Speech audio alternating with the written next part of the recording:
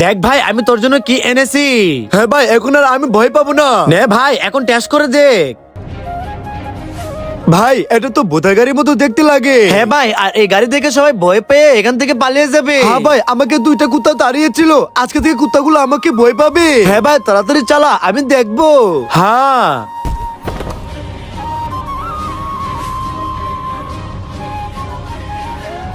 চল ভাই এখন স্টার্ট কর। ওহো অনেক জোরে যাচ্ছে। আরে এটা তো অনেক সুন্দর করে চলতেছে। আরে ভূতের গাড়ি, আজকে ভূতের গাড়িটাকে ছাড়বো না। আরে এই বাচ্চাটা তো মেরে ফেলবে ওরে।